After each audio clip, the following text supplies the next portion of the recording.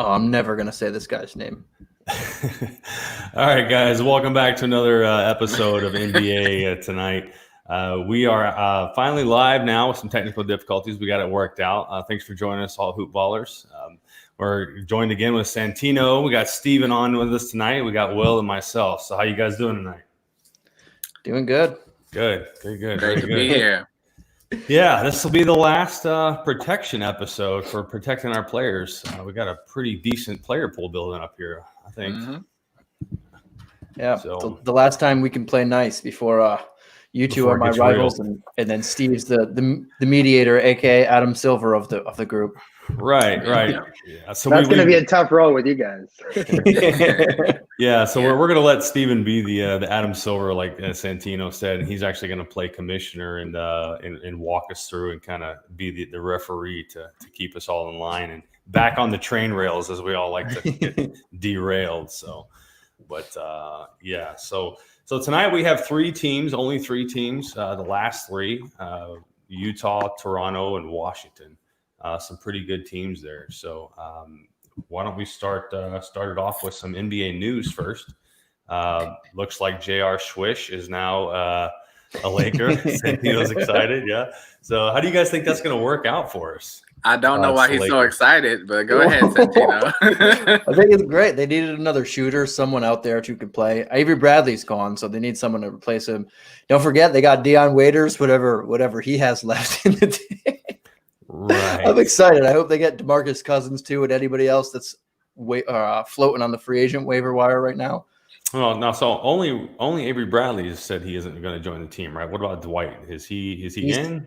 I wrote him up yesterday. He's still up in the air. They haven't decided. I don't know what he's going to do personally, and the team doesn't know what he's going to do, but they're in constant contact.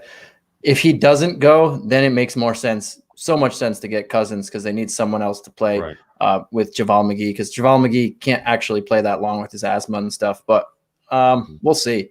Dwight Howard had a really good year as the starting / backup center, whatever he is. Mm-hmm. And he's just so much fun on the court playing with people. So hopefully he plays, but if he doesn't, totally understandable. Yeah. Right. No, like we had said before, that Dwight McGee is one of their better players, if you combine centers, So I think yesterday was actually the final day for the player to notify the team that they were or were not going to play. So the decision has been made. Whether or not that's been announced is haven't heard any different. So I haven't looked at it, so maybe I'll take a look at it. Okay, there you go. So J.R. Smith, Dan mentioned Bradley Beal is still up in the air about whether he's going to go or not. So I don't know if they're abiding by that deadline or not. So I don't know. And here's something on Hoop Ball that just got posted. Dave McMenamin of ESPN reported that Dwight Howard remains in his Atlanta area home, and the Lakers hope he will eventually join them in Orlando. Okay. So it sounds like he hasn't totally closed the door on the situation, but he may join them a little late or something. So I mean, it's not too far from Atlanta to Orlando anyway. So yeah. And like they've already said, like Toronto's already down there. They're already down in Orlando, and maybe a couple other teams as well have already made the trip. So I think they had to be because they're the only international team. So I remember they had to go a couple days early or something, a week earlier than everybody else.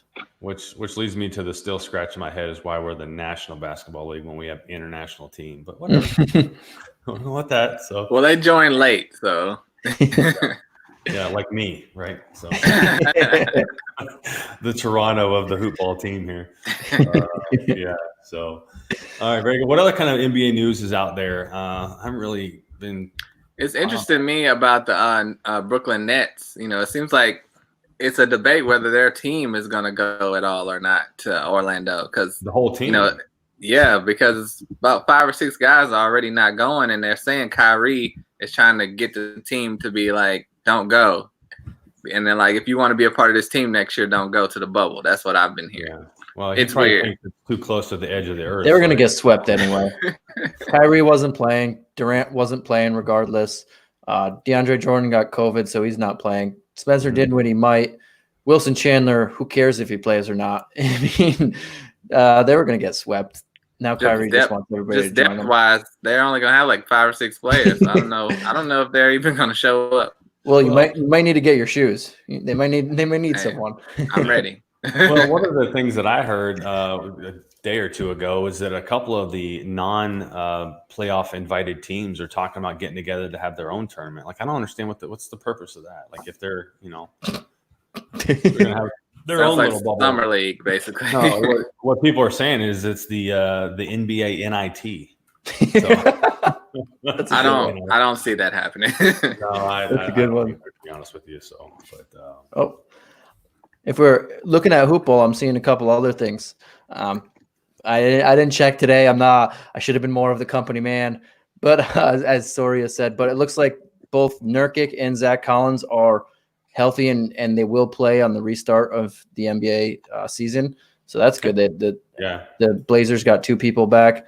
It looks like Justin Winslow, Jaren Jackson, Brandon Clark, everybody on Memphis is looking good, feeling good, and should be ready to go when things resume. So those are probably the 2 likeliest of the teams, and along with the Pelicans to make that last spot. So interesting if everybody's healthy.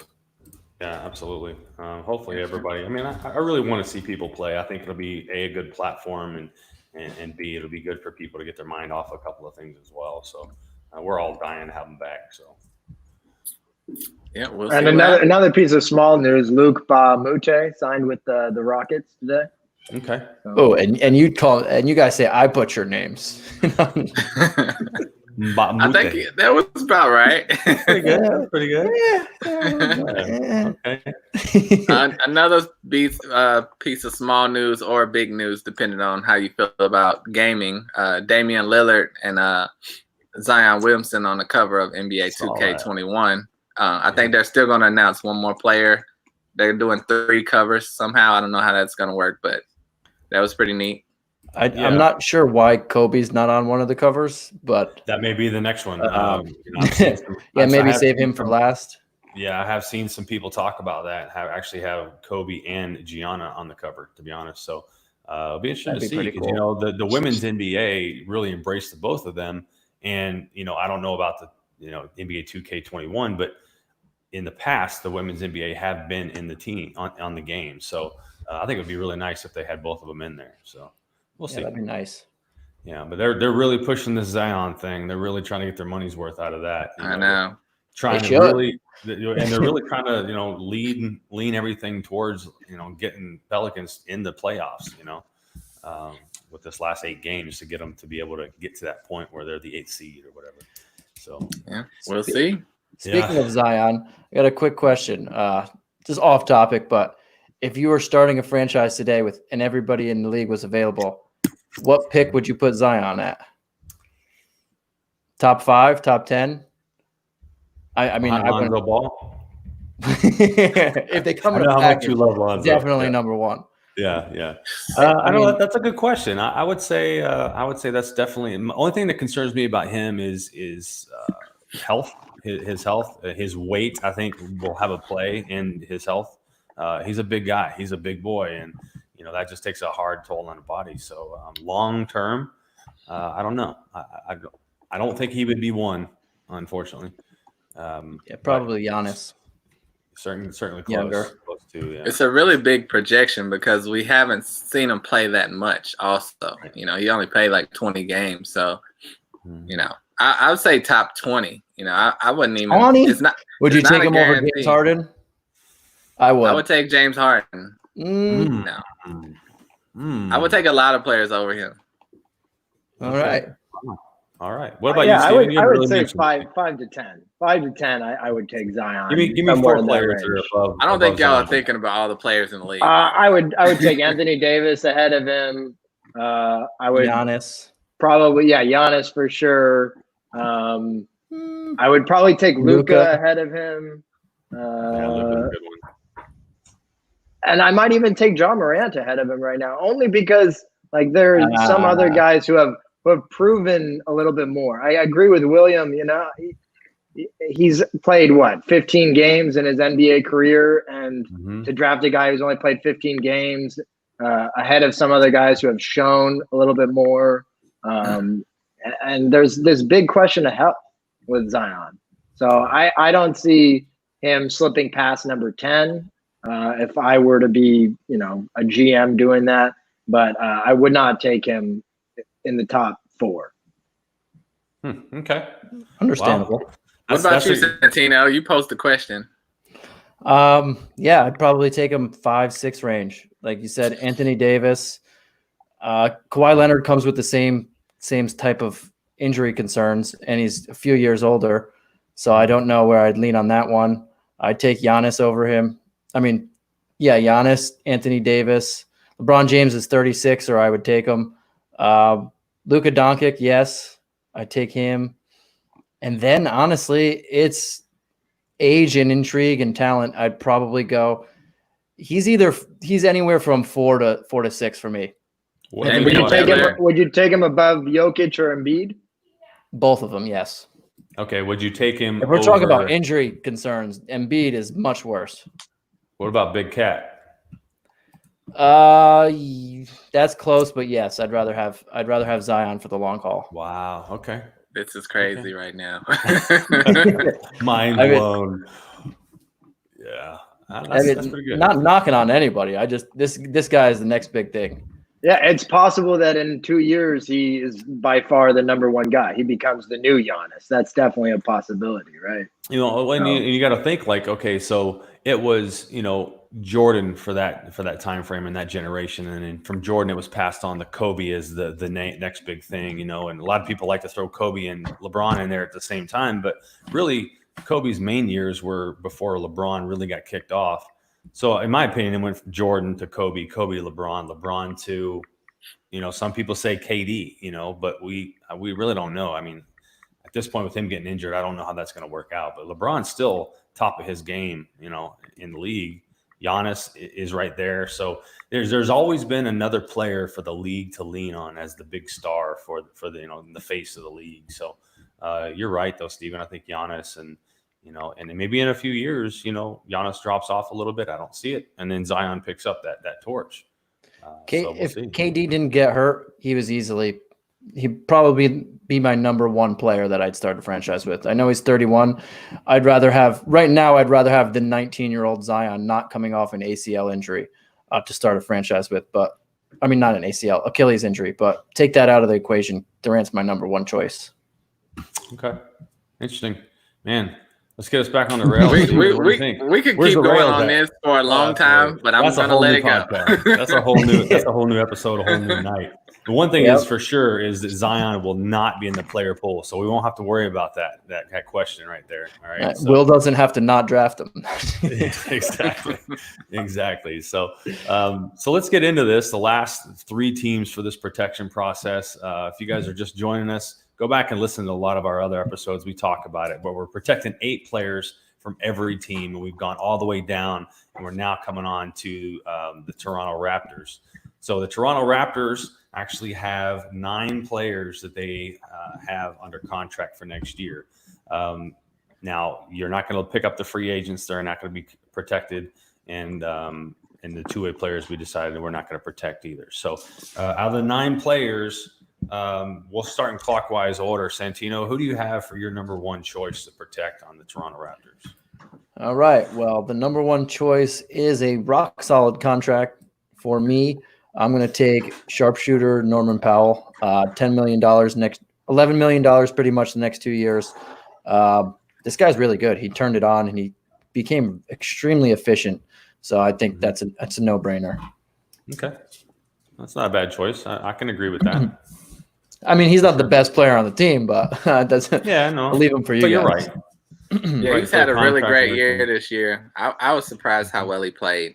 I didn't, in his past, I hadn't seen this level of production in him. And with Kawhi leaving, that really opened up minutes for him, and he really showed out this year.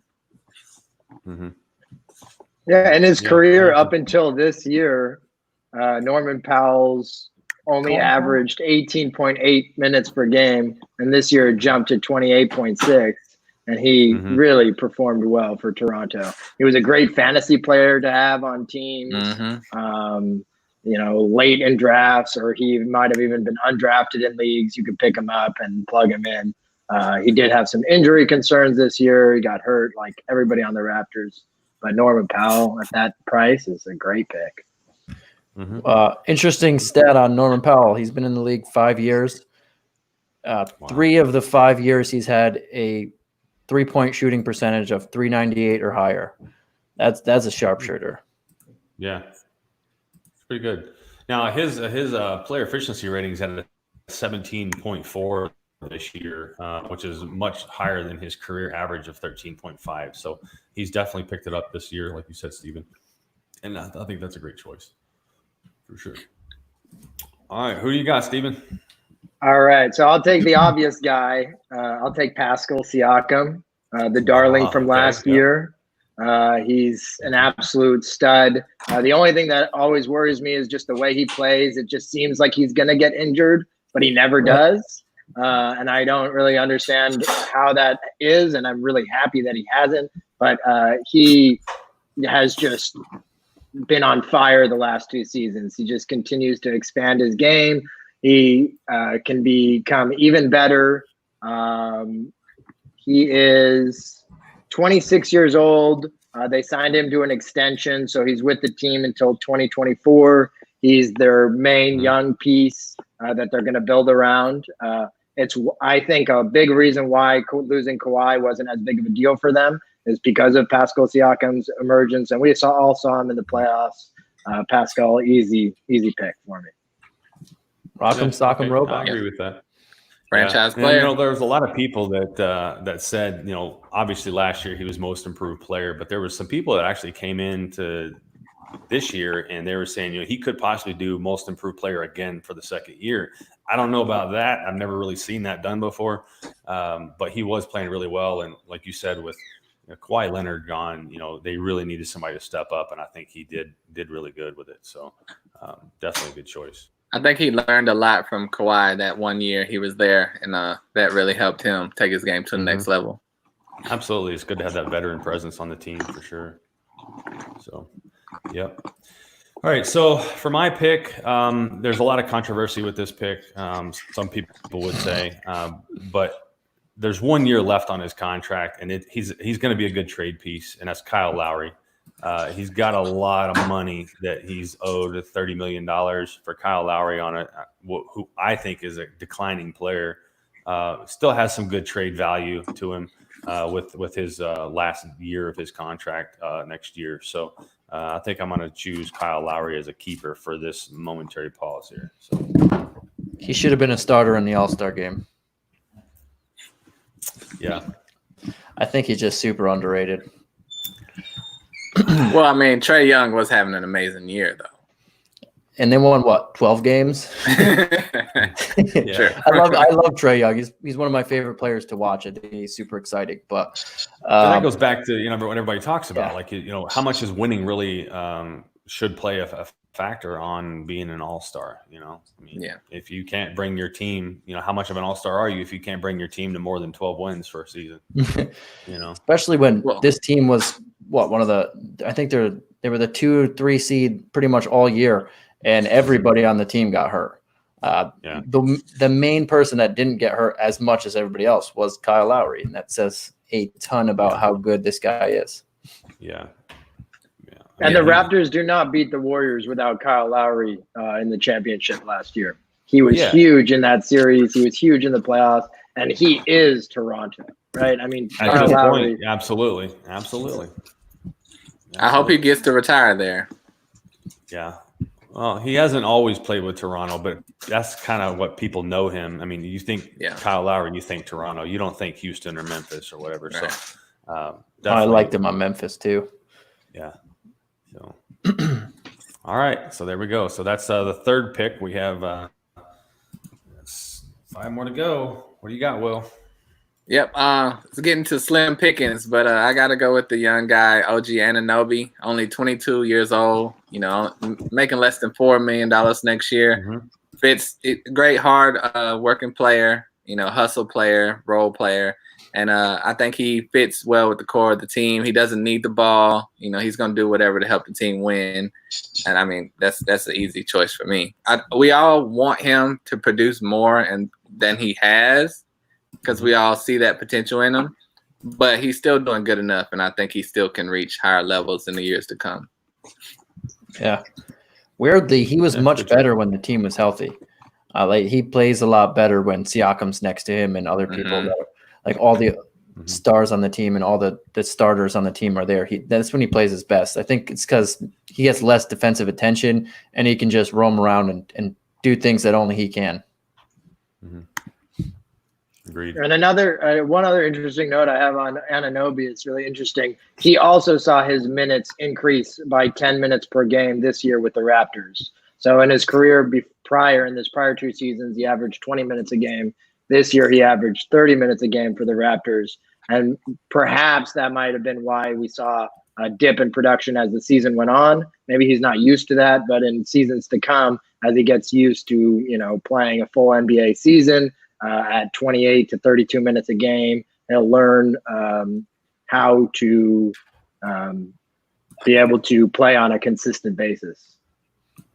Well, you got to also remember too that Norman Powell was out for I think roughly 16 games or so, 12 games, and I think that OG had more time during that time and really helped out his production value too, and stepping up in there. So he's a great role player for sure.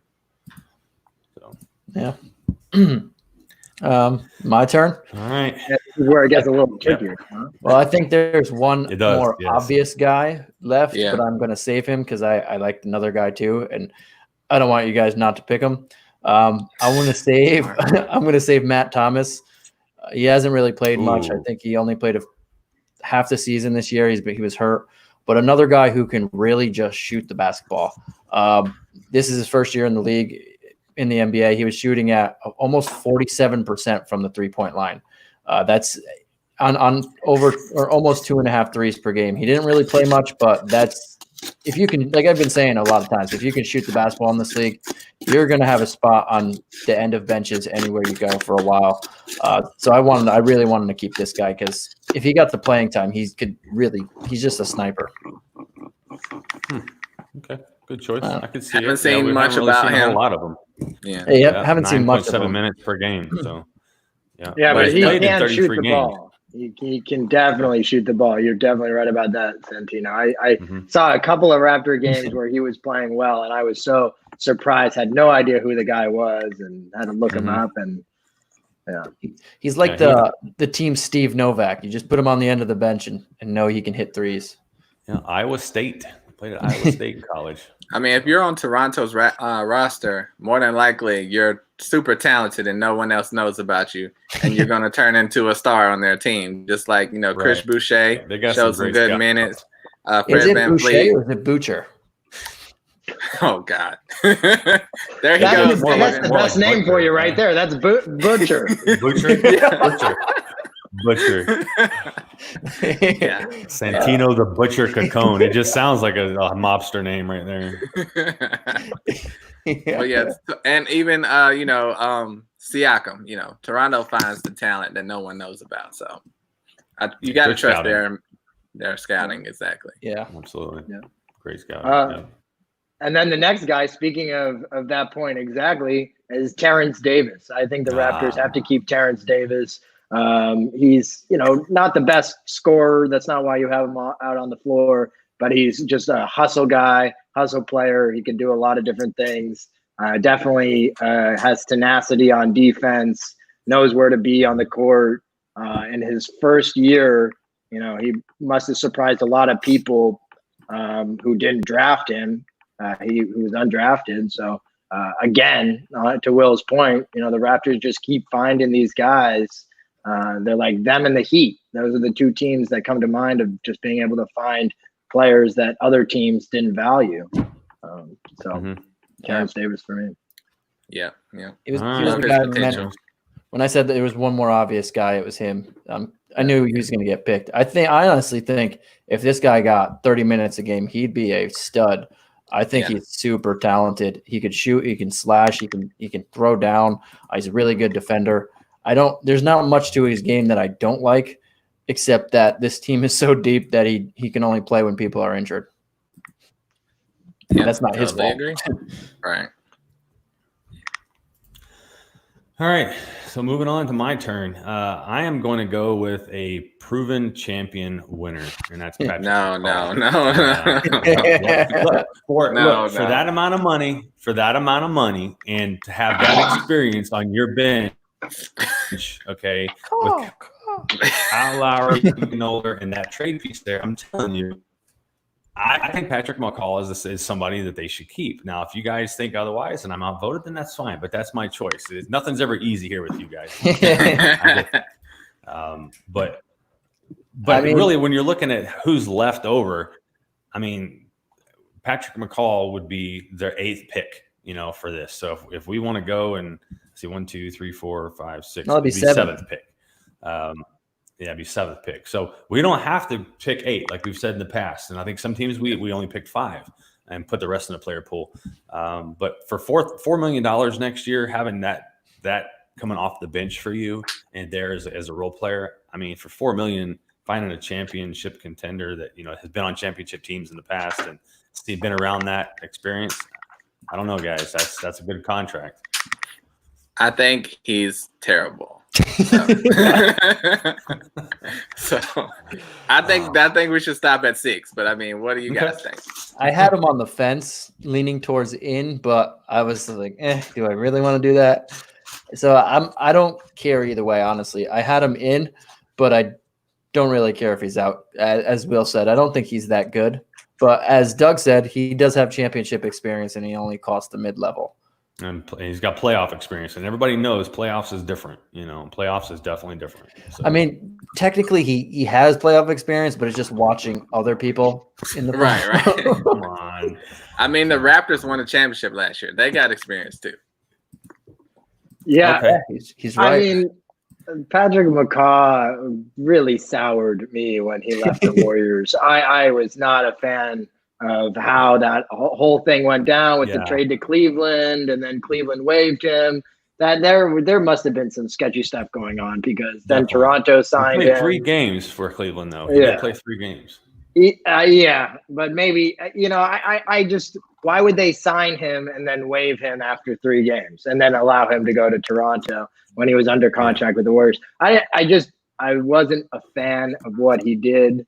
But I see your point, Doug. I mean, at times for the Raptors this year, he was seeing like 36, 37 minutes a game when they had a lot of guys injured. So he fills a role nicely. I don't think he's very good. I agree with Will. I think I'm with Santino. I'm like on the fence. I kind of want to put him in the player pool just because of how he burned the Warriors, but I'm okay keeping him on the team also. I don't think there's anyone else worthwhile keeping. There's a guy named Juwan Hernandez, who I don't really know much about, and then Stanley Johnson. Yeah, I would not keep Stanley Johnson. No.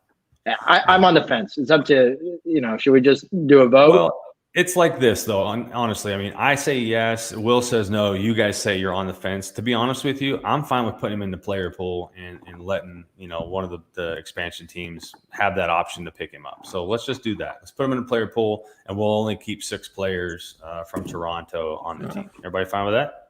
Yeah, sounds good. Yeah, and just so everybody doesn't think we're crazy and miss people, Marc Gasol, Serge Ibaka, Van Vliet, Malcolm Miller, the Butcher. They're all ineligible, so that's why they're not here. They're free agents. Exactly. So, like I said, they had 9 players that they could keep on this team, and we kept 6 of those. So maybe the Supersonics are going to take a look at Patrick McCaw. Yeah, when it comes down to it, it's just the 2 players that are going into the player pool: Pat McCaw and Stanley Johnson. Oh, Stanley Johnson. There's 3. Don't forget about that stud. Oh yeah. I thought Stanley Johnson was going to be really good. He just, Everybody did. Everybody did. I mean, I don't know what happened. Detroit knew. I don't know what happened. He can't shoot. True. All right, so let me correct that here. There we go. There's your 3 that are going in the player pool, so we can add them in there. So everybody's biting at the bit to pick one of them up, I'm sure. I would have been fine with keeping Stanley Johnson, by the way, but I mean, I'd rather have Patrick McCaw. Yes, I'd rather have Stanley Johnson. Close. So they're both going in the player pool. Look, Stanley Johnson was a lottery pick, so I mean that talent is in there somewhere. McCaw, so is Anthony Bennett. It was Anthony Bennett. So come on, guys. No, Johnson is only that doesn't Stanley say Johnson much. only 24 years old. So I mean, So is he gets Patrick with the McCaw. right team. No, McCaw's I'm just done not with that. good. Now I want to keep McCaw. Now I want to. They're both the same age. One isn't terrible. Let's look. Stanley Johnson, Okay. career Well, shooting. also, He's a 37% shooter from the field and a 29% shooter from three. That's all I need to know on how. Okay, bad what's McCaw? What's McCaw? He's not that A bad. champion. He's a champion. Yeah, a champion. You're right, Doug. well, the other thing about Stanley Johnson is what I was hearing towards the beginning of the season was that him and Rondé Hollis Jefferson were both out of favor by Nick Nurse. He didn't really like their work ethic. And then as the season progressed, Hollis Jefferson, who we can't keep because he's a free agent, he ended up getting into the rotation, and Stanley Johnson was still kind of left out. So I don't think that Nick Nurse liked Stanley Johnson. He came around to Hollis Jefferson, so I think that's another point in favor of McCaw over Johnson. You know, I say Ronnie Hollis Jefferson was really good in fantasy whenever he came. Yeah, he off. was. He did really good for us. You know, for people like me who picked him up. You know, He can rebound. Yeah, he's a good. Okay, good we need rebounder. to contact Twitter and just say Stanley Johnson versus Patrick McCaw 1-on-1 game. We need that to happen. Yeah, it's gonna break 5 views. 5 views. There we go. Right. I'll be one. All right. Yeah. All right. So we're gonna move on. I made my choice of McCall, and it was shot down. So the next on the list is going to be Will with the choice. First up on the Utah Jazz. All right. So got a lot of contracts. I mean, I really don't even need to think about this. Donovan Mitchell. I mean, I love Donovan Mitchell. He's only making barely over $5 million next year. Mm-hmm. 23 years old. Stud, superstar in the making. I mean, he's got some Dwayne Wade in him. I can't wait to see where his career is going in the future. I love Donovan Mitchell. Yeah. So I agree fully there. Obviously, he's a Louisville cat, so you know that's close to my hometown there. But let's before we get too far into the Jazz, let's talk about who is available and who's not. Utah Jazz have 12 total players going into the contract next year for next season. Unfortunately, one of my favorite players is Jordan Clarkson. He's going to be a free agent next year, so maybe he can come to Louisville or Seattle on a free agency. We'll see. Manuel Mudiay is also going to be a free agent next year, and Jawan Morgan is their 3 players that will be free agents. Everybody else is on contract, so we got quite a bit to pick from here. So we'll pick 8 out of the 12. But I agree, Donovan Mitchell, it's a no-brainer with that contract, $5 million next year. Come on, you can't beat that. Spoiler alert! I didn't pick 8 for any of these 3 teams. Ooh, I stopped at. I picked 7 for each. I did have McCaw on mine, but I picked 7 for Utah. Close. Yeah, I picked 7. For this, my next one, I'm going to do this because I think Will hates him, but I'm keeping Mike Conley. I'm going to forgive him for what happened already in the beginning, or this entire year. I'm going to forgive him. I think he was a little injured, and it's only 1 year at $34 million. The Jazz are not attracting any free agents, and there's not many free agents out there this year anyway. Can't hurt to keep him. I think he should be the 6th man on the team, though, and lead that second team offense. I think they'll play much better if that happened. Well, you got to look at, speaking of, you got Kyle Lowry at $30 million. You have Mike Conley at $34 million, both on 1-year contracts next year. Mike Conley is obviously the older veteran statesman there, but you've got the 2 players, and I think Kyle Lowry would outplay Mike Conley. I think we can all agree that next year. I think Lowry has a year or 2 on him, actually. Yeah, Lowry's older. Yeah, he's Lowry's 34. Wow. How long has he been in the league for comparatively? Did they come in right out of college, 1 year in college? Yeah. No, I think he played I don't even remember. I think he played a couple years in Villanova because he was small. No one thought he would be that good. But either way, if you put the 2 point guards up against each other with the same contract, give or take $4 million there, which is small potatoes when you're talking NBA, I think we all would agree Mike Conley would be outplayed by Kyle Lowry, right? I think it's pretty close. I think they're right next to each other in the rankings that I would have them. Depends on the situation. Wow. Okay. I did obviously if Conley's still on the Jazz, I just don't think he fits really well in them. I'm keeping him, yes, but I think he fits better on better teams. But I think those 2 are similar players, both talented, both definitely underrated. Very good offensive players, very good defensive players. I think they're similar. They're smaller guys too. I would pick Kyle Lowry over Mike Conley 5 days out of the week. You're basing that off of last year, though. Like before last year, it was pretty even. Okay, I maybe, but no. Look where Kyle Lowry and the experience level that he has with the playoffs and now a championship, and the years that he's played and the things that he's done. I mean, Mike Conley was great 4 years ago, 3 years ago, but not just last year, in my opinion. But anyway, so Kyle Lowry's not on this team. Mike Conley is. You're going to keep him. I'm fine with that. He was on my list too, further down, but he was a keeper anyway. So yeah, I don't think I probably wouldn't have kept him though. I knew you wouldn't. That's a why lot of Santino money. went ahead and That's did a it. lot of money. I said it right before I said Will's probably not going to keep him. Look, I like Conley, but I mean, think about what you also said. You think he'll be a great sixth man for this team? $34 million for a sixth man. A lot for a sixth man. But who are you going to get next year? If you're the Jazz, who's actually going to come to Utah and join them? Their best option would be DeMar DeRozan if he opted out, and I don't really see him opting out. Maybe Gordon Hayward. That's kind of the same player. Well, not the player. It's always a point guard around somewhere that can start for you. Point guard. They had Rubio, who I also really like, and they pretty much upgraded to Conley. It didn't work out, and they don't have. Yeah, they should just put Ingles at point forward and play Conley as still play them all in crunch time. But I think him leading the second offense makes more sense. Well, wait a minute. We don't even know if Joe Ingles is going to be on this team next year after the keeper selection. Sure, so what do you got, Steven? Who do you got? I got a couple more picks in me. So me too. Yeah. Now that you said it, I'm just going to throw him in there. I'll go with Joe Ingles.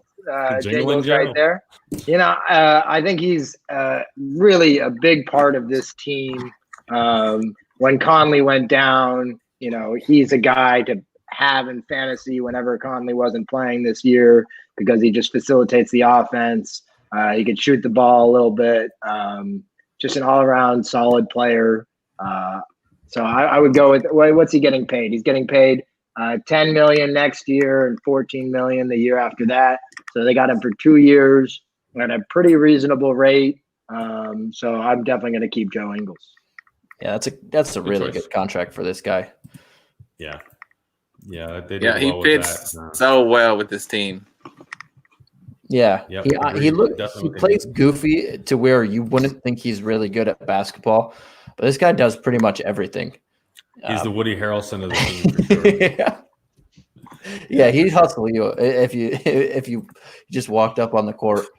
Right. Absolutely. I am surprised to see he's 32 years old. I did not know that. I thought he was a lot younger than that. I think he's joined the league real late. Yeah, must have. Yeah. All right, so my pick, I'm going to go with the player who thinks he is the defensive player of the year every single year that the man plays, and that's Rudy Gobert. Tony Bradley now. Tony Bradley. Rudy Gobert. He's on a 1-year contract. Next year is going to be his last year of his contract at $26 million. He is a first-round pick, and he is definitely a rim protector down there. There is a little bit of drama going on with him and the team from what, with the Twitter and the COVID and Donovan Mitchell and him giving Donovan Mitchell and all that stuff. So I don't know if he's going to be sticking around with the team. He may get traded, but he may end up sticking around. But for our purposes, Rudy Gobert is going to stick around and be a keeper for that team. You have to, yeah.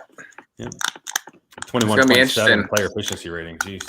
It's going to be interesting to see them come back together as a team. Yeah. I just heard a story about him. He had Corona months ago. He was one of the first to get it. And recently he just came out and said he's just now getting his sense of smell back. Right. So that was very interesting. Yeah. He's the one who shut down the season pretty much right after he got it. Yeah, basically. March 12th or 11th? March 11th? Yeah. Yep. So, it's crazy. Almost 4 months ago. Yeah. Sadness, complete sadness. Crazy. I'll never forget. I was doing a DFS lineup and I saw that Gobert was doubtful with flu-like symptoms. So I picked up Tony Bradley in a DFS lineup as a cheap option, and then the season got shut down. Yeah. It's all because you picked him up, Steven. It's all your fault.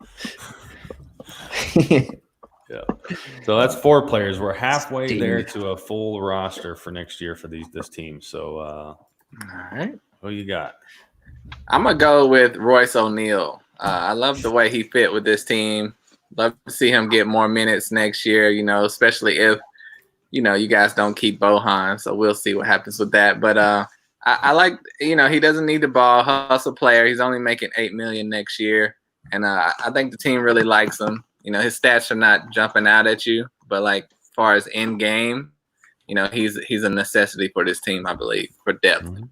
Yeah, I really like Royce to nickel 9. This guy can guard positions 1 through 4. You don't find that a lot. And at $8 million a year, that's a steal of a contract. They locked this guy down for what, 1, 2, 3, the next 4 years after this at a really good rate. And he is one of the better defenders because he can defend pretty much every position on the court above average. Yep. And at 27 years old, he's still got a lot of playing life left in him. And with, like you said, with the $8 million and $9 million contracts each year, that's great. Definitely a good choice. Yeah. So my next pick, kind of mentioned him, or he was mentioned twice already, but I like. I'm going to keep Tony Bradley at $3.5 million. I don't know if you guys like him. I think he's a pretty good center, and if Rudy Gobert leaves and he winds up getting 30 minutes a game, he's a fantasy difference maker.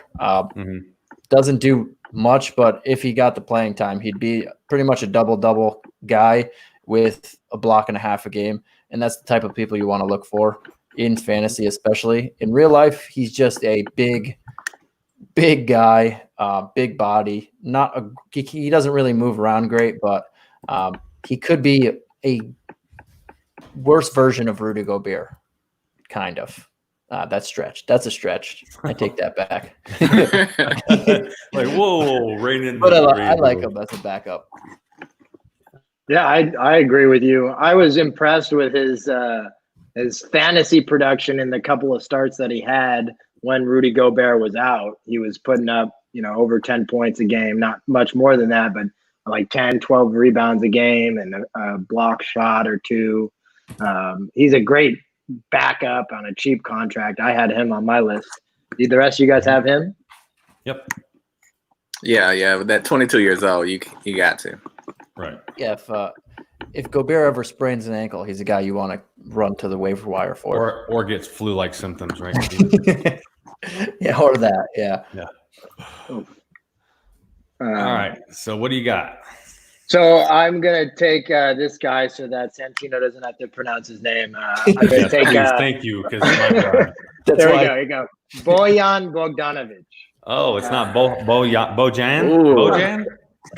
I just say Bogdo. Bogdo. And if people ask me which one, I just that one. Yeah. So yeah, Bogdanovic to me, he had a wrist injury this season that he was playing through, and I remember there was one night I was watching a game against, I think it was the Rockets, and he hit he hadn't hit a 3-point shot the whole game, and he hit the game winner to win the game. And I'm just very impressed by his ability on offense. He's not the best defender, but he's just he's a scoring wing, and I think that's what the Jazz need desperately, is guys who can score the ball. I think they're going to struggle in the resumption of the season without Bogdanovic, and I think there's a reason why they brought him in. Like Santino said, they can't attract that many free agents. They were able to get him, and so I just say they definitely need to keep him. Yeah. What's his injury? What's his injury right now? Wrist. He had wrist surgery. I'm not sure exactly what, but he's not going to play when the season resumes. From all them shots. Unfortunate. All them shots. But he'll be back next year, right? It's good to go. Yeah. Supposedly, yeah. He's gotten better every year. And I think he's nearly shooting 400 for his career, which is about 7 years or something like that. 40% from 3, which is, this guy's a shooter. And and he's not afraid to shoot every year. I think his shots go up and up and up. I think he was over 7 threes this year, which is damn, they need someone like that. You're right, Steve. They definitely needed someone who could stretch the floor like that and consistently. His contract is a little long for me, but it's In Utah, so you got to keep him. The last year of his contract's at 19.5 mil, which it'd be like 34. So I mean, that'll be tough that last year probably, but I mean, you got to keep him in Utah. I wonder what Will would do if he was a GM. Just sign half-year contracts for LeBron James. 10 days. 40 million for 10 days. I can't go more than that. if you can make it through this 10 days without getting injured, you have the 10 days in you. You're 10 days away from getting a 10-day contract. Got to save that money. Got to save that money. Are you worth $30 million? I can only give you 10 days. Let's try 10 days. Would you accept a two-way for $500? You never know what happened in 5 years, Oh my gosh, yeah, because the Lakers are talking about bringing back old Gasol, the older brother Gasol, and that's really? Just so he could retire, basically. I heard that. So yeah, with the championship, I'd like that. Yeah, I don't know. I think this is gonna be next year. They're talking, but we'll see. Who knows what's gonna happen? But I would like a championship. I agree. The one with the asterisk next to it. All right, so that's, to be honest, guys, you guys nailed every name on my list. There are a couple guys that are left out there, and to be honest with you, I have no dog in the fight on the rest of them. If you guys have like a diehard, I know Ed Davis is a UNC player, and I know Will likes that fact, but if you guys want to fight and battle over the remaining, 5 players that are available on contract, that's fine. I don't have a dog in the fight, so. I'm good with the ones we've selected, to be honest with you. I think we can keep Georges Niang. Like I seem to remember him filling in pretty well this year, and he's 20. Well, he's 27, but still only making 1.7 next year. I mean, from what I remember, he did pretty well. He's 27 years old. Not saying that's old. I'm just saying, he's a decent stretch 4, I guess. He can be a 27-year-old who we've never really heard of. He must not be that good, in my opinion. But if you want to keep him, I mean, you obviously have a reason. I seem to remember him having some standout games this year. Standout? In fantasy. Standout to you is like 6 points, a half a rebound, 2 fouls. Come on, Santino. He's played. Let's go through the numbers here. He's played 58 games for them. He's averaging 5.8 points, 1.9 total rebounds, 0.6 assists, 0.2 steals, 0.1 blocks. His 2-point percentage is a 500 basically, and his 3-point percentage is a 400. I don't know what standout game you watched, but that's a good. All those stats are better than Tony Bradley's, by the way. Okay, who we're keeping. Steve, Steve, what do you have to say? You've been really quiet about this. I don't feel that strongly about. I had Ed Davis on my list, but more because he's always been talked about as like a good locker room guy or something, and like might as well have like a veteran forward who's going to sit on the end of the bench. So I don't really care either way. I agree with you. I think Niang does have some game. I do.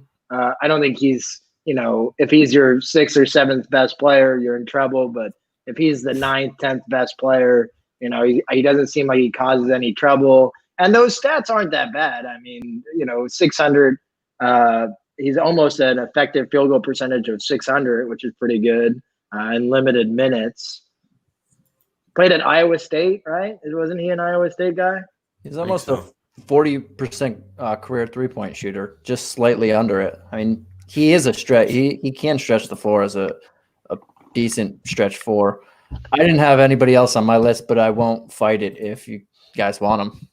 And he is less expensive than Ed Davis too, and he can stretch the floor, which is what they need. So, you've convinced me of him over Ed Davis.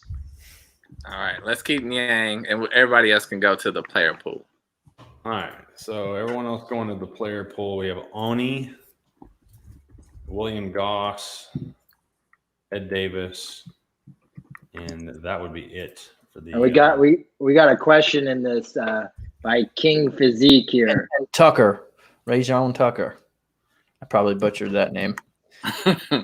Rajon Tucker. I don't think I did, but I may have not. Okay, what's the question? Sure. Can we talk about the Minnesota Timberwolves? So We can let them know who we kept. Yeah. I love the Minnesota Timberwolves.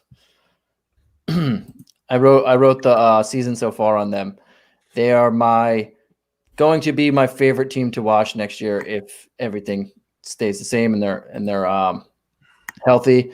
I think D'Angelo Russell, Cat, if they keep Beasley or whoever they get, replace them if they let people go, that's going to be an extremely fun team to watch. And you watch Ryan Saunders, coach.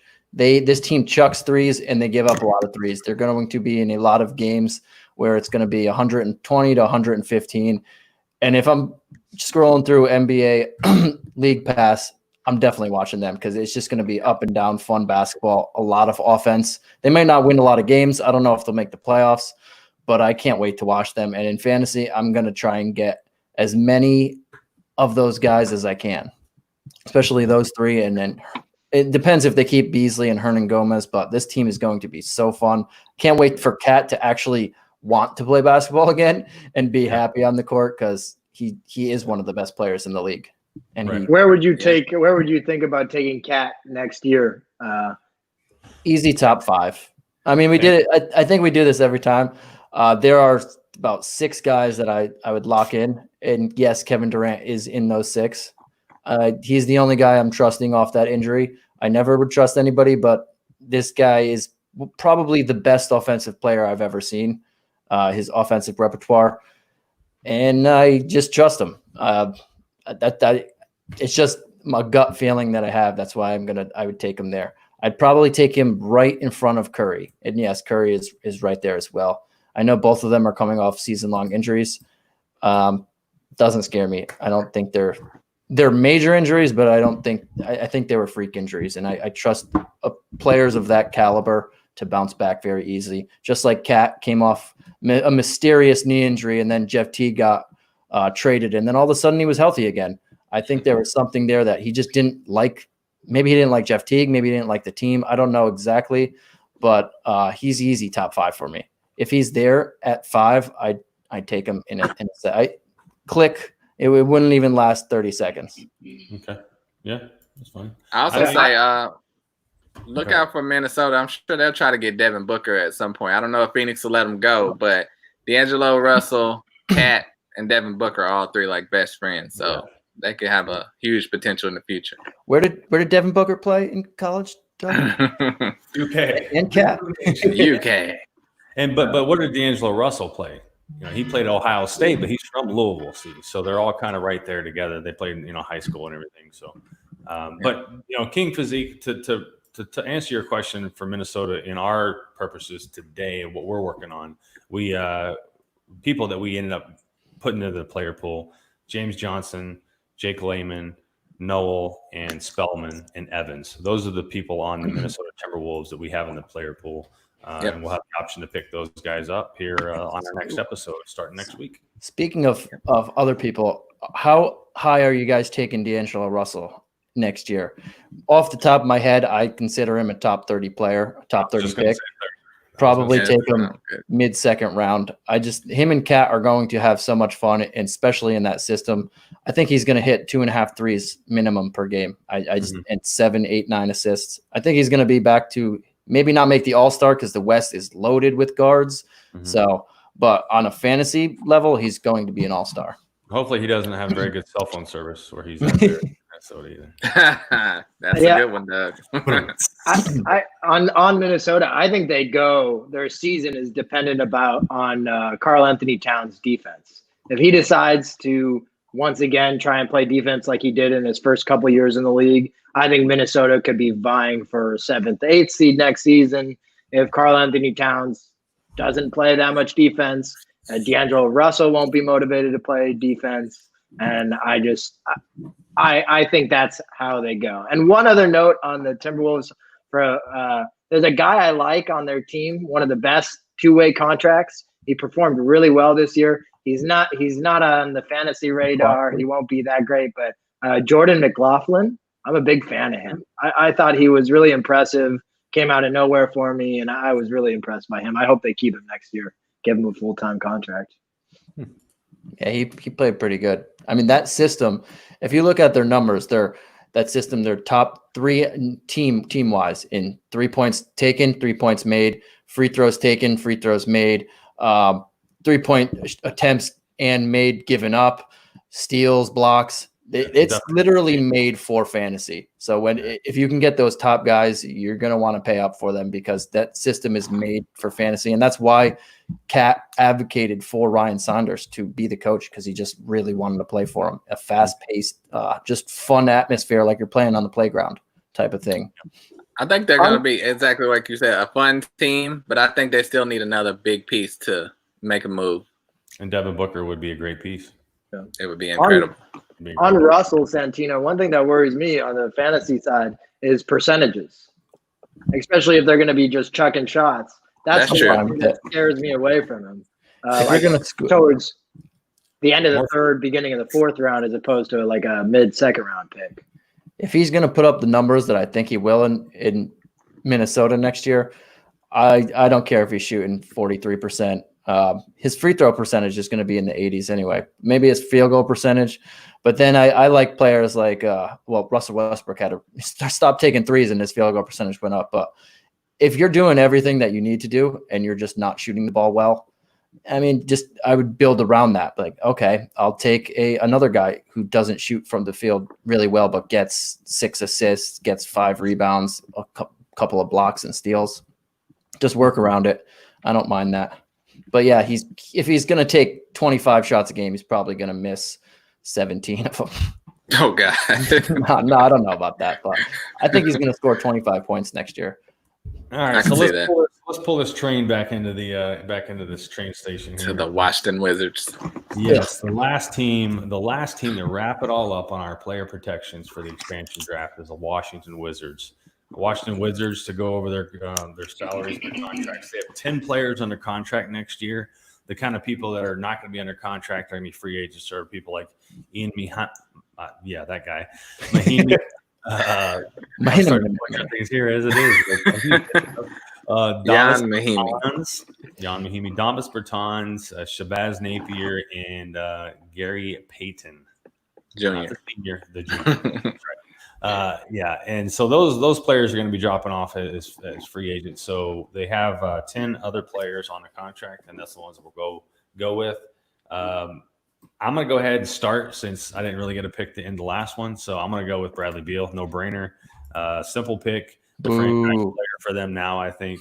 And somebody who going forward is going to be their key piece and their key player. So Bradley Beal. I think he's going to get traded. What? Well, he could. Yeah, he could if they're wanting to start over.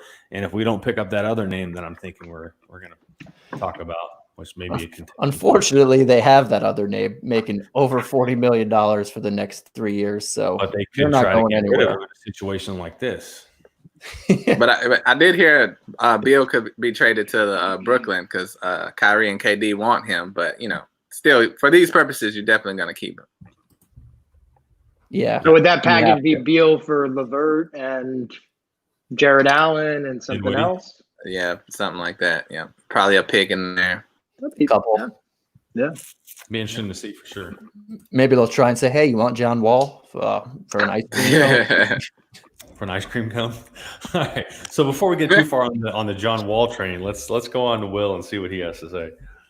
All right, since I'm gonna pull, me and Santino do this every now and then, go to the end of the list. So call out our guys. I'm gonna go with Admiral Schofield. Wow. The old rookie from Tennessee. He played great at Tennessee. He's only making 1.5, 1.7 the next 2 years. 23 years old. I love when he got in the game, hustle player, did an amazing job. You got to keep Admiral Schofield. That's my guy. And who has a better name than that? That is a good name. I'll give you that for sure. Will's from North Carolina. When everybody he picks is only making $1 million or $2 million. Because all North Carolina teams are they don't want to spend money. So, yep. Okay. I'm guilty. It's like, great contract. He's gonna be my 9th man, but he's only making $50, so I'll take him. Y'all have seen Schofield play, right? Yes, no, I definitely have. And whenever they played against Kentucky, Schofield was definitely on his game that day. And I see where you're coming from. Young guy like that with a short contract and a low contract is really, you can't go wrong whenever you've seen potential like that come out of college. So it's a good pick. Yep. He was on my list too. Yeah.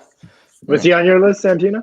He was. I had him off. He was close, but I had him off. All right. Was he on your list, Steven? I'm guessing no. No, I had him off. But I think I have one spot available, and I don't mind. Yeah. I think I thought about him at the time, so yeah, I don't mind keeping him. And he's got the best name in the NBA. I agree with you. Yeah. All right, Santino. All right. I mean, there's a few guys here that I like, so I guess I'll just go with the rookie that they drafted, Rui Hachimura. There you go. Really? You wanted to pick him? I was just going to say, I should have picked him to save you. I'll just say Rui. Yeah, I mean, they just drafted him. He's pretty good. I didn't think he would be this.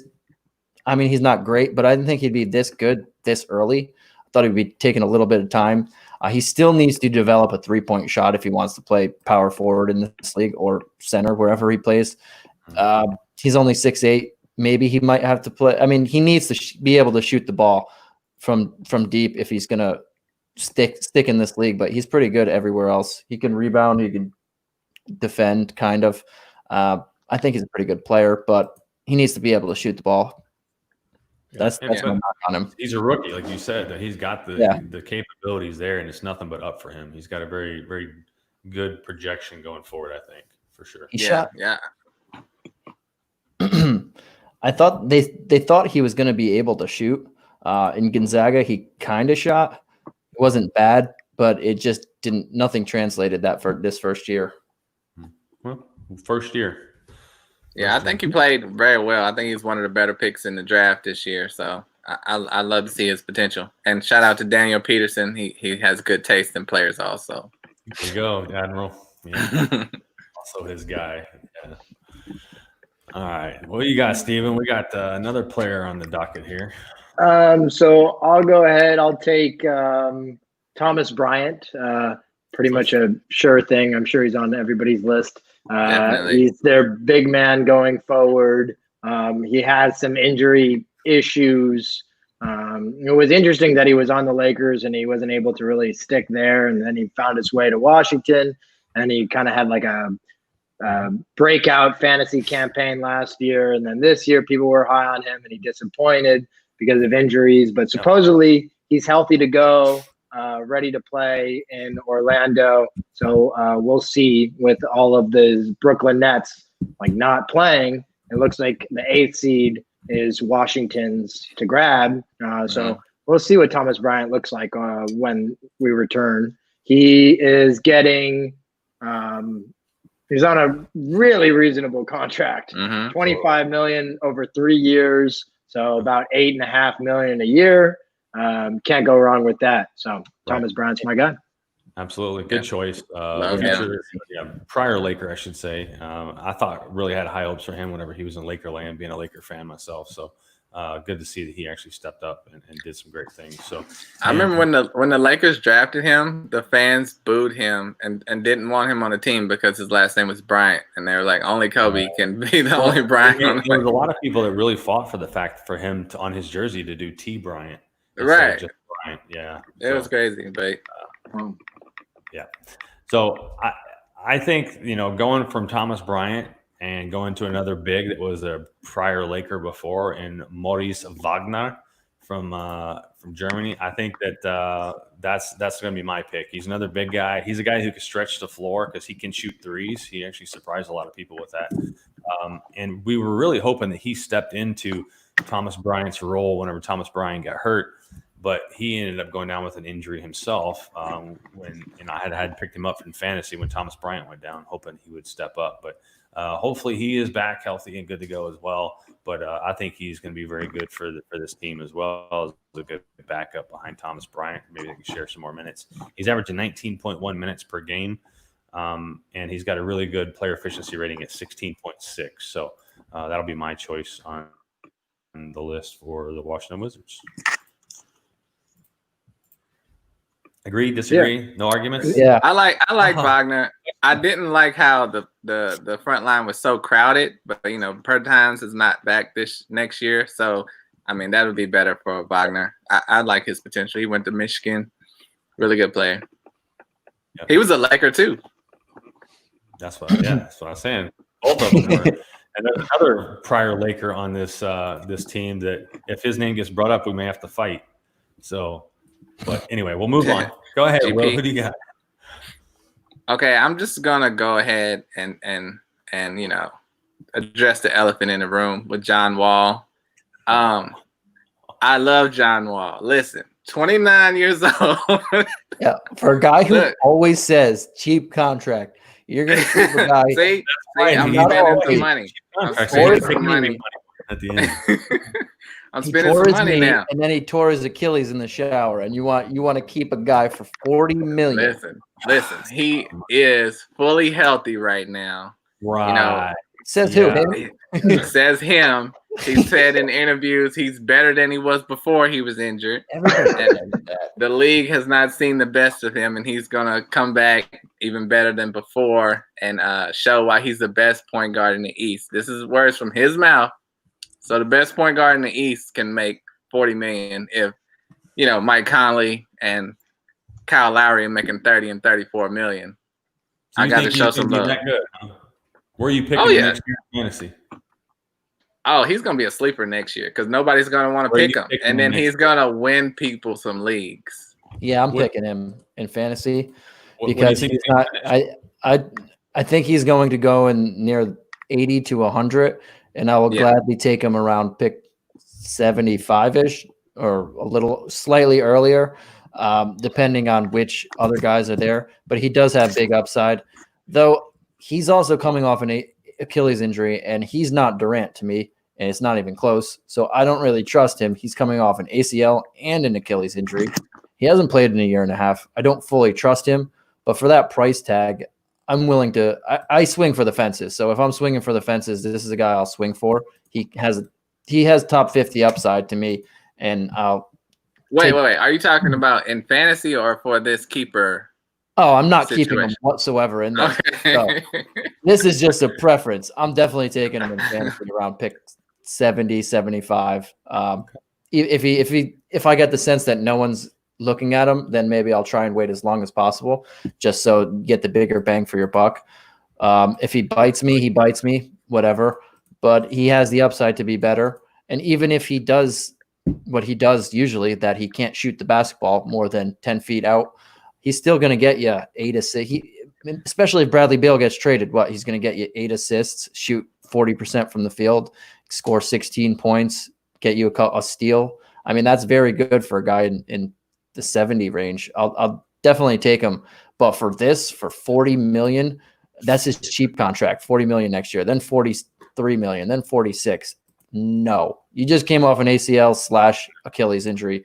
I don't know why Will wants him for that money. He didn't even want Kyle Lowry or Mike Conley. I think Mike Conley was better before last year. Before both of them got hurt, I would have taken Mike Conley in a draft. Look, actual player draft, not fantasy. I'd rather have John Wall for fantasy, but because he gets more assists and he gets not more steals, but he gets more assists and points. But an actual player, he can't shoot and he's not a great defender. Come on now, you're killing my guy now. And he just tore. He had the 2 worst injuries a basketball player could have, and now you're gonna put someone who leans on his explosiveness. I mean, John Wall was the fastest player in the league whenever he came in. I mean, he was that way at Kentucky, and I'm a huge John Wall fan. Yeah, but being Big Blue Nation. But come on, man, that Doug. I mean, come on, Steve. Let Steve say his piece, okay? Will, let me just say this, okay? So. In 2017, 2018, John Wall had 3 knee surgeries on his left knee. He, in 2018, 2019, he had surgery to repair his left heel. And then in February of 2018, 2019, he tore his Achilles. So that is 3, 4, 5 major surgeries that he had over the last 3 years. I do disagree with Santino. I think before, when John Wall was playing, I think it was in the 2017 playoffs, I think he was better than Mike Conley. His explosiveness, ability to drive the floor was unbelievable. He could get from one end to the other so fast. And so I think John Wall was great. But I agree with Doug that like his explosiveness is what he relied on. And all those surgeries just make me really, really nervous. I couldn't keep him for that amount, for that price tag. Agreed. Okay, cut his mic off. All right, never mind. Speaking of a draft, that draft with John Wall, I think 2010, that was a terrible draft in hindsight. I think Evan Turner went second. Wesley Johnson was a top 5 pick. Some other crap people. It was bad. I can't even think because there's only, I think Cousins was the only other good player in the top 6, 7, 8 that I can think of. Okay. Off the top of my head. I got a question. Instead of making 40, 43, 46, if he was making 25, 28, 30 million a year, would y'all consider keeping him? 30? No. 20? Steven's thinking about it. Maybe. If it was 1 or 2 years, for sure. Look, really when it comes down to it, the Washington Wizards are really hoping in this next collective bargaining agreement they're going to bring back the amnesty clause. John Wall would be packing Oh it back. my god! Hey, we record? We need to keep this for the files, and then we're gonna come back. And when John Wall is starting in the All-Star game, I want some apology.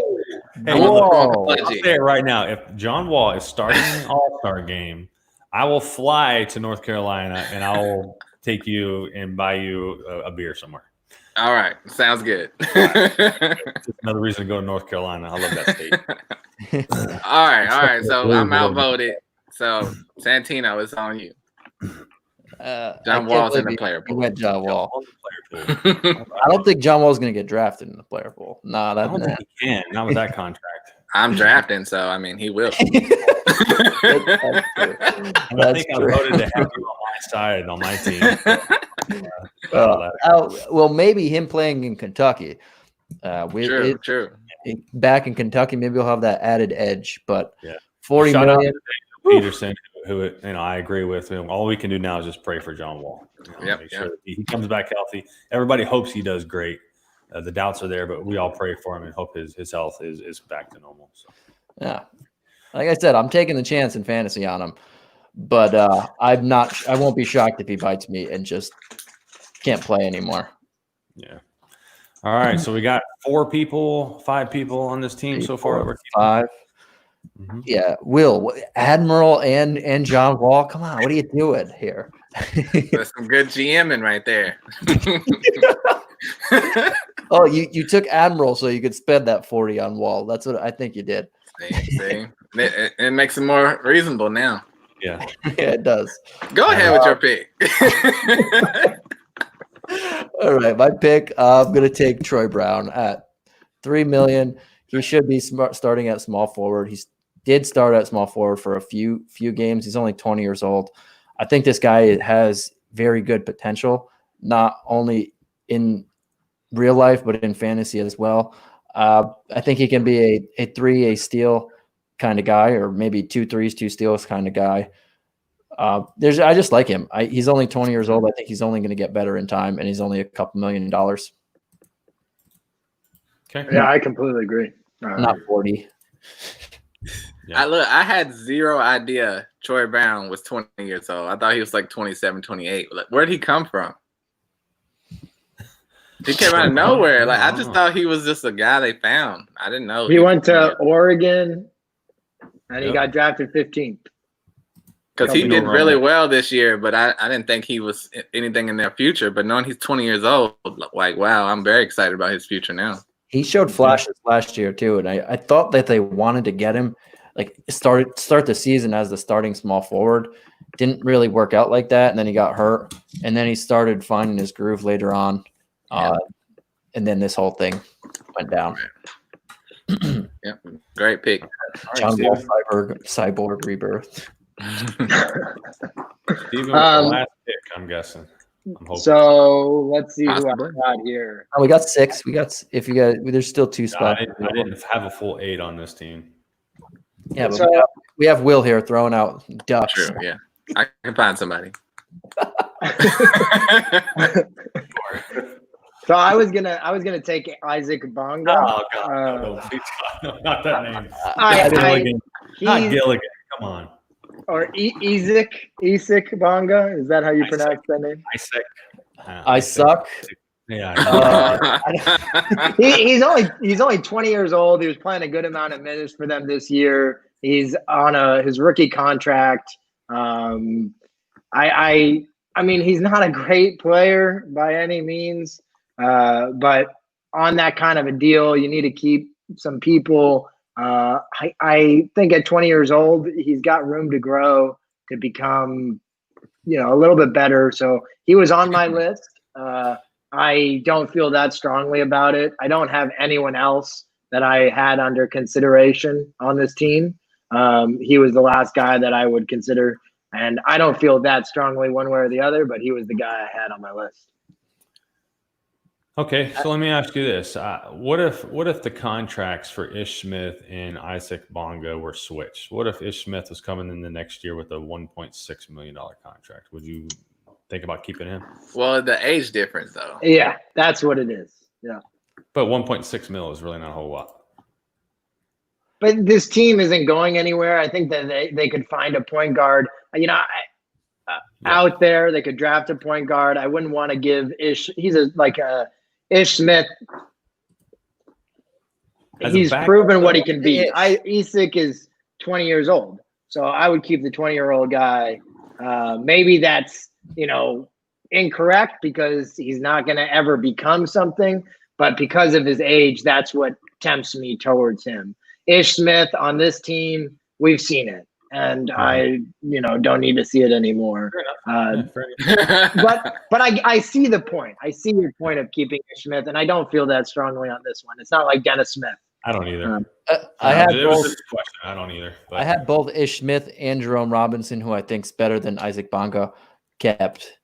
I didn't have Bonga kept. Yeah, I like Jerome Robinson better than Bonga.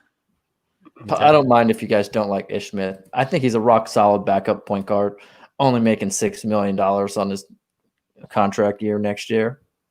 I would keep Ish Smith because we were keeping backup point guards of his caliber at $10 million a year on other teams. So, all right. So we got Ish Smith and Isaac Bonga. Which one of those two would you keep? I'd keep Jerome Robinson over both of them. Right. Well, I already saying we're going to keep him. So we're keeping him. Okay. We're keeping Jerome Robinson. What has Jerome Robinson proven to you that Isaac Bonga hasn't? Is my question. Isaac Bonga he knows how to dribble played terrible this year. Yeah. Well, the year before and probably the year before that. I don't know. I'm not a fan, but like I said, I don't have a dog in the fight either way. We've kept 6 players already. We can have 2 more. I'm fine with either. Whoever we take. I think we have to keep Ish Smith. If you don't want to keep Jerome Robinson or Isaac Bonga, it's fine. I don't mind taking one of the Ish and Ish and Robinson, and then keeping Bonga. I guess. I mean, whatever. I don't feel strong. If you want to keep Robinson over Bonga, I don't have a problem with that. I just see Jerome Robinson's numbers, and he doesn't seem like he can shoot. That's what I see from him. He shoots a career 36% from the field and 30% from 3. Free throw line, he's a 68% shooter. So I mean, Bonga doesn't shoot as much, but out of the 3 players, Jerome Robinson is the more expensive of the 3 as well. He's under contract for $8 million. Yeah, 2 years though. Yeah. I wouldn't mind just keeping Robinson and Bonga then, because I'm going to draft Ish Smith at some point. I'm fine with that. Well, no, see, you're that's strategy for the draft. What are we keeping for the Wizards? Yeah, I would rather keep Robinson than Ish Smith, and Bonga's probably the best of the 3. So let's just get rid of Ish. Or we can go Robinson and Ish. It seems like you guys are all against Bonga, so we don't need to keep him. He's cheap though. He is the I cheapest. just haven't seen enough from Bonga. He could be potentially good, but I don't think he'll be good next year. It seems like he's a project, but Ish Smith's going to be the starting Seattle Supersonic point guard. That's it. Oh my God. Right, I vote to keep Ish Smith. What do you guys say? Let him go. I'm with you. I say keep Ish Smith. All right, so Ish Smith and Isaac Bonga are going to be kept. Jerome Robinson is going to go to the player. Okay, all right, that's good. All right. So there we go. We have our full player pool, guys, and I'll put up the Washington Wizards player pool players right now. John Wall at $40 million plus per year, and Jerome Robinson. So those are the wrap up for this episode. You said his name right, but you wrote down Robbins. That's a butcher. The butcher's called you a butcher. It's a disrespect. So I forgot the ON. Okay. But anyway, so we've got some pretty decent players on the player pool. I can go over some high names on the player pool that jump out to me, but I don't want to give away my draft strategy here. But what are some names for you guys that you really are surprised and happy to see on the list? We posted them on Hoopball on Twitter, so you can check those out. But what do you guys think? I know Hoopball forums as well. Steve has them all up there for every team. Yeah. So listeners, why don't you guys post up on Twitter and on the hoopball.com the forums and tell us who are some of your favorite players in the player pool, some of the ways that you guys would choose. And if you want to put them in order for us and what you think, then by all means, go ahead and do that. We got some big things to think about. Let me mention who we wrote down on Hoopball on Twitter. We got Gordon Hayward, Otto Porter, Kevin Love, Tim Hardaway Jr., Gary Harris, Blake Griffin, Eric Gordon, Al Horford, Harrison Barnes, and John Wall. John Wall. Harrison Barnes wasn't mentioned. I put that in there, and John Wall. So those are some of the names. Yeah, don't forget Bobby Portis. Kevin Love. Did you say Kevin Love? He's in there too. Yeah, said Kevin Love. Andre Iguodala. There's some solid players out here. Yeah. So there's some young guys too that are kind of sneaky, like Jerome Robinson. So Jeremy Lamb, another guy coming off an injury. Yeah. So how this is going to work is next Wednesday, same time, same bat channel, same bat place, 10 p.m. Eastern, 7 p.m. Pacific.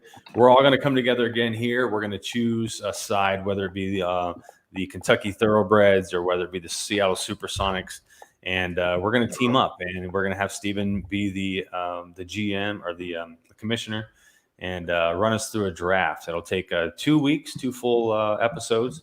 And we'll go through and select the best team that we can do. We'll flip a coin to see who gets the first pick in the expansion draft, and that'll all be here again next week, next Wednesday night. Do you guys want to flip the coin today? I think we've ran this one long enough. It's an hour and 23 minutes in. I think we should just anticipation a little bit. We'll save it for when Sorrio's here. You're Adam Silver. You're the Adam Silver of this. So whatever you decide. So we'll flip it next week, and Sorio will be here, and then I think it was going to be Santino and Sorio for the Supersonics, and Will and I for Kentucky Thoroughbreds. And, the Thoroughbreds. We'll have a nice. Picked the Thoroughbreds. So I had nothing to do with that team name. Everybody on Twitter picked it. We put a poll up on Twitter, and people picked the Kentucky Thoroughbreds, and close second was the Kentucky Bluegrass. I was rooting for the Bluegrass. I thought that was a cool name. River City Raiders was a popular choice too, but what was the fourth one? The Jab. No, the fourth one was Louisville Stallions, I think it was. So, but things that were horse related, Kentucky related, and different things. So, but the one thing about flipping the coin tonight is then you guys can kind of prep a little bit easier. That's the only thing I'm thinking. That's a good point. How am I going to know? How am I going to talk to Sorio about the war room? Well, I mean, if you guys get first pick, I'm assuming Barnes, so we get our pick of the litter. Barnes. We got to figure out a way to work this where Will and I can have conversations in the background, and then whenever we're up, you guys have kind of need Harrison Barnes right here. Yeah, I'll hit you on the phone and be like, Yeah. I'm thinking about just taking Harrison Barnes first overall, just for trade bait. You just throw my whole draft strategy off. Give me your 4th and 5th picks. We're gonna have Harrison Barnes. All right, very good. So there it is, guys. Hope you guys enjoyed this podcast series. It ain't over yet. We're gonna wrap it up with 2 big episodes coming up. So stick with us. We're almost to the big finale, and we've really appreciated all you guys tuning in with us. Again, if you guys aren't the Hoopball Premium members, make sure you guys get on that. The league's about to start back up. You're going to want to be a part of that. So make sure you guys sign on to the forums and send us a comment. Look us up on Twitter. William is Bill, Santino Quicone, Steven Vidovich, and Kentucky Pro Basketball is my name on Twitter. So make sure you guys follow us. We'll see you guys next week. One more thing, Doug. One more thing. Hoopball is starting to get sponsors now. So, our fearless leader, Dan Besbris, he's been got us a sponsorship with manscaped.com. So make sure everybody go check out manscaped.com.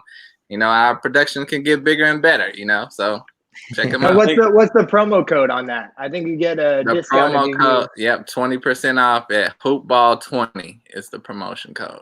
Well, I think if anybody needs to look into that, it's you, brother. I know. I'll be right for the draft next week. Quarantine's over, man. Shave that thing off. All right, guys. Talk to y'all later. Have a good night. Take care.